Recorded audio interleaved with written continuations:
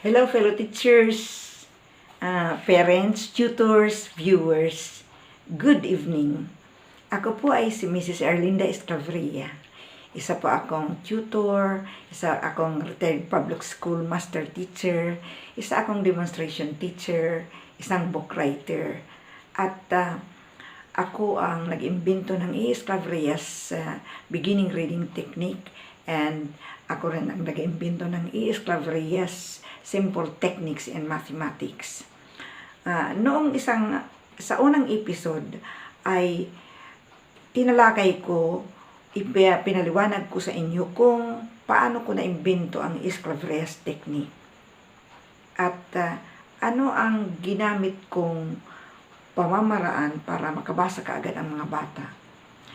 Ang e-Esclavria's technique ay gumagamit ng pananda, symbols, sapagkat ang pananda para sa akin ang siyang pinakamabilis na paraan para makabasa ang mga bata. Sequence lang ay makakabasa ng mga bata. So, mahalaga ang panandang larawan sa e-Esclavria's technique. Ang e-Esclavria's technique at ang panandang larawan ay iisa. Kapag sinabi mong pananda, yan ay e-Esclavria's technique. Kapag e-Esclavria's technique, yan ay gumagamit ng pananda. So, e-Esclavria's technique and pananda ay iisa lamang. So, yan ay may copyright. Ngayon, tatalakayin natin kung bakit ang bilis-bilis makapabasa ng mga panandang larawan. Seconds lang ay makakabasa na kaagad ang mga bata. So, ngayon ay i-discuss natin kung ano ang mga katangian ito na nakapaloob sa mga panandang larawan. Bakit sila ay nakakapabasa kaagad? Ngayon, may 4 na katangian ang mga panandang larawan. Kapag sa 4 na yan ay may kulang, kapag may kulang sa 4 na yan, libawa, wala doon ang isang katangian, yan ay babagal ang pagbasa ng bata. Lalo na kung 2 katangian ang nawawala, hindi pareho. So, dapat itong 4 na katangian o criteria na nakapaloob sa mga panandang larawan ay kailangan mahanap nakapaloob sa mga panandang larawan ito. So, ang unang katangian ay dapat, the first one, kailangan very familiar ang mga larawan sa mga bata. Dapat kilalang-kilala ng mga bata ang mga larawan. Katulad halimbawa ng lapis. Ang lapis ay kilalang-kilala ng bata dahil ito ay ginagamit nila sa pagsulat. Mata. Lahat ng bata ay may mata. Kilalang-kilala yan. Dahon. Sa lahat ng kapaligiran natin, lahat ng halaman ay may dahon. So, kilala ito ng bata. Itong sabon. Tuwing maliligo sila araw-araw, sila ay gumagamit ng sabon. Itong payong. Tuwing uulan at mainit, gagamit sila ng payong. Kamay. Lahat sila ay may kamay. 2. So, lahat ito ay very familiar sa mga bata. Katulad ng baso. O yan ay laging ginagamit ng bata araw-araw. So, unang kriteriyon, dapat kilalang-kilala ng mga bata ang mga larawan pananda. Pangalawang kriteriyon, pangalawang katangian, dapat iisa lang ang panandang larawan na kumakatawan sa isang sulat pantig. Kung ito ay ba, kung ang sulat na pantig ba, sulat pantig ba, ay kailangan iisa lang na panandang larawan ang kakatawan nito, katulad ng baso. Baso lamang. Kung ito ay lapis lamang, wala nang iba. Kung ito ay payong, isa lang. Kung ito ay pa, dapat pa yung isa lang na pananda sa bawat sulat pantig. Huwag nang lagyan ng palaka, huwag nang gagamit ng palito, huwag nang gagamit ng papaya, sapagkat malilito ang bata kung alin ang gagawin. Mahirapan siya magpara sa ulo ng maraming larawan. So, isa lang. Sa bawat sulat pantig, kailangan isa lang ang symbol o pananda. Pangatlo, kailangan pareho ang tunog. Pareho ang tunog ng unang pantig. Kung ito ay pa, dapat ang palarawang pananda ay magsisimula rin sa pa, payong. Kung ito ay sulat pantig ka, ang magre-represent niyan ay kamay. Magpareho ka, magsisimula din sa ka. Kung ito ay ba, baso, magsisimula rin sa ba, ang katulad ng baso, dapat magsimula rin. Pareho ang kanilang unang pantig. At ang last na criterion, katangian, dapat may similarity. May kahawig. Yung sulat pantig ay kahawig ng panandang larawan. Kung ito ay la, ito ay vertical position, ang lapis lang yan ay vertical na katayo din, hindi pa slant. Kasi may nakikita ako sa Facebook na gumagamit ng ibang larawan na ang lapis ay slanting. Mali iyon dahil ang lapis ay vertical position, kaya dapat pareho din ang position, vertical position din ang lapis. May nakita rin ako yung nanay nila, yung nanay, doon nakita ko nakapusod ang buhok at may kargang bata. Walang similarity sa letter N. So, dapat ang nanay dito sa Claverías Technique ay nakalugay ang buhok. Pareho ng letter N dito. Nanay. Pareho. May similarity. Saka, yung aso nila, walang similarity doon sa A. Kaya, mali yun. Dapat, ang tunay na Claverías Technique ay kahawig ang larawan doon sa sulat pantig. Katulad halimbawa noong una, itong yaya, ang ginamit ko dahil ang yapak ay medyo hindi kilala ng mga bata, kaya gumamit ako ng yaya kasi yung mga mayayaman, may mga yaya, tapos marami naman ang kahit na middle class ay may mga yaya din kasi nagtatrabaho sila. Ngayon, ang yaya ay nagpo-post ng card. Yun ang una kong larawan. Walang kahawig sa letter Y. So, ang ginawa ko, pinataas ko yung dalawang kamay. Tingnan ninyo. May similarity na sa letter Y. Katulad din ng hari, noong una, ang hari ay may corona lang sa ulo, tapos half body. Walang similarity sa letter H. So, ang ginawa ko, pinaupo ko ang hari at side view. So, may similarity na sa letter H. So, ang teacher dapat very creative. Very creative at very artistic. So, yan ang apat na katangian ng mga pananda ng E.S. Claverías Technique. Una, dapat kilalang-kilala ng mga bata ang larawan. Orasan, mata, kilalang-kilala yan. Dahon, kilalang-kilala. Ngayon, kapag hindi kilala ng bata ang mga larawan, hindi sila matututo. Katulad noon, yung sa una kong aklat, kasi revise na ang aklat ko, 2015, renevise ko na yun kasi maraming pagbabago. Marami akong natuklasan na defective na mga gamit doon sa una kong aklat. At noong 2015 ay renevise ko yan. Ngayon ay napakaganda na, almost perfect na ang Claverías Technique. So, noong una, ang larawan na ginamit ko, yung apat ay itong ano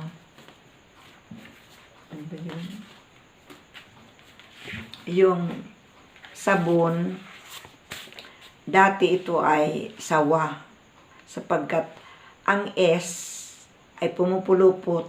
So, ang ginamit kong symbol ay sawa. Kasi pumupulupot din ang sawa.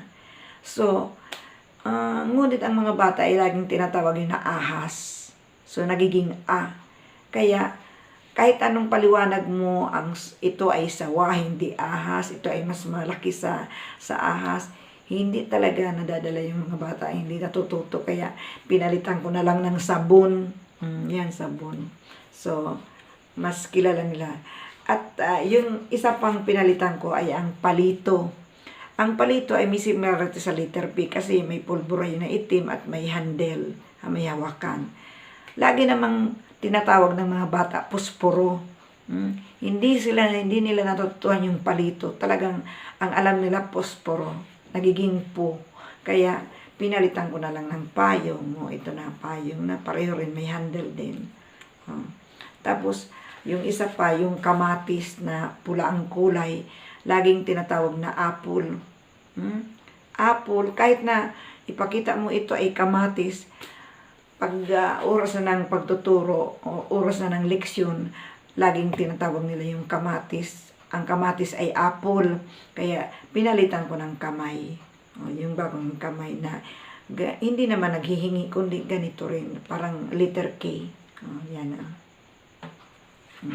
Tapos ang last ay bayabas.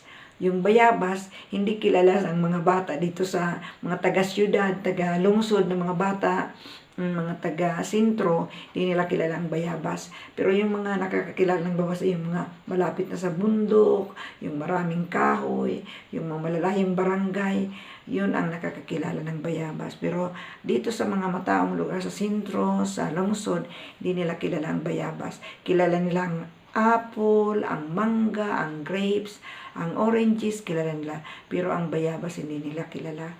Kasi siguro matigas yun, hindi sila pinapakain ng nanay. Ngayon, ito na, pinalitan ko ng baso na may straw. At yung base ng baso ay bilog. Sa ilalim ng baso may bilog. Tapos, yung linagyan ko ng straw, kasi ang letter B ay may stem. Kaya, yan ang apat na larawan, panandang larawan na pinalitan ko.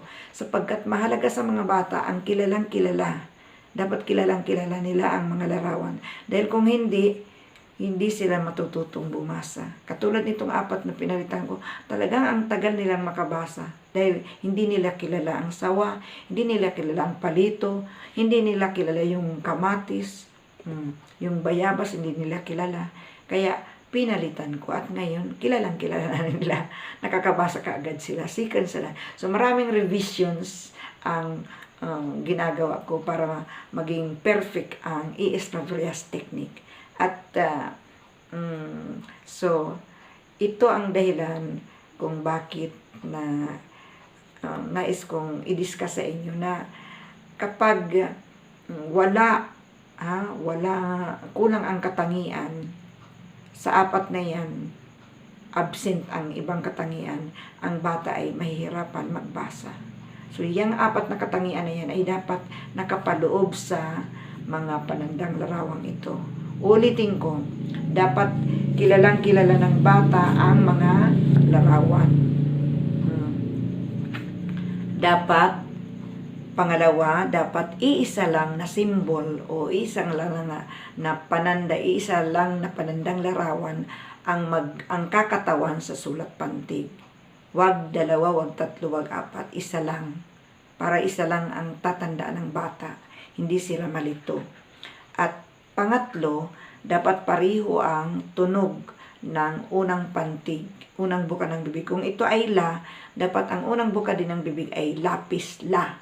Kung ito ay na, ang unang buka ng bibig ay nanay, na. Kung ito ay ya, ang unang magre-represent niya ay nagsisimula din sa ya. At ang pang-apat na criterion o katangian, dapat pareho ang hawig. Magkahawig ang dalawa. Ang letter Y, yung yaya ay pareho ang nakatasang kamay. Ito rin. Tapos ang ha, yung hari ay nakaupo sa silya. May similarity. Katulad ng orasan, bilog na bilog din ang O. So, yan ang pang-apat na katangian ng panandang larawan ng East-Traverse technique. Yan ang dahilan kung bakit seconds lang ay nakakabasa kaagad ang mga bata. Tandaan, dahil sa panandang larawang ito, ang mga batang matatalino ay makakabasa kaagad ng mga 10 salita sa loob lang ng 10 minutos. Ang mga average ay nakakabasa ng 10 salita sa loob lamang ng 30 minutes.